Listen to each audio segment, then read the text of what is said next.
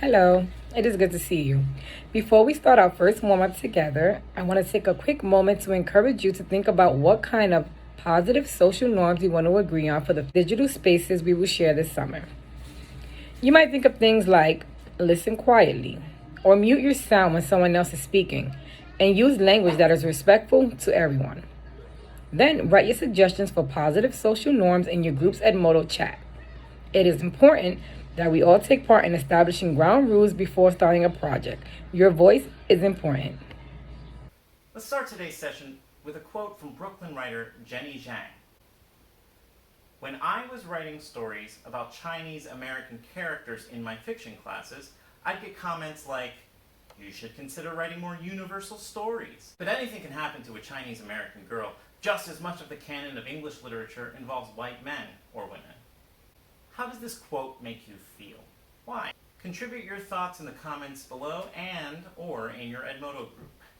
And check out Jenny's essay, The Importance of Angsty Art, Sometimes It's Good to Be Bad, on the online teen magazine Rookie via the link below in the description. Another Asian American writer, Maxine Hong Kingston, wrote a collection of nonfiction pieces called The Woman Warrior in 1975 that blends stories about her own life experiences with Chinese folktales like Ballad of Mulan.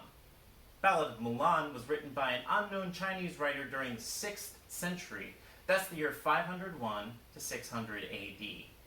You might know the story of Mulan from the Disney film Mulan.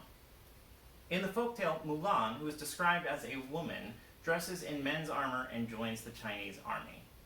We are going to read an excerpt, or a part of, the ballad.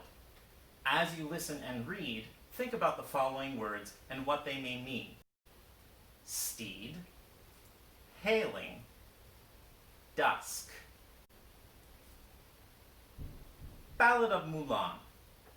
She buys a fine steed at the East Market, a saddle and blanket at the West Market, a bridle at the South Market, and a long whip at the North Market. She takes leave of her parents at dawn to camp beside the Yellow River at dusk. No sound of her parents hailing their girl, just the rumbling waters of the Yellow River. She leaves the Yellow River at dawn to reach the Black Mountains by dusk.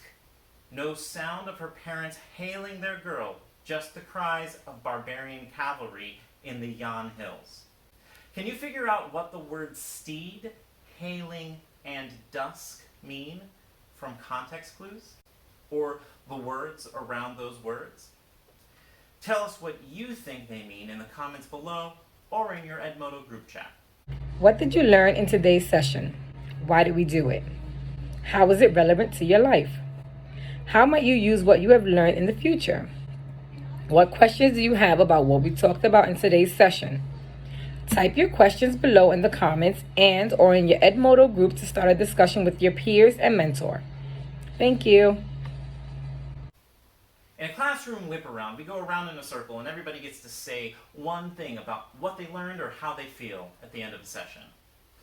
In today's whip around, comment below and or in your Edmodo group with one thing that you did not already know that you just learned.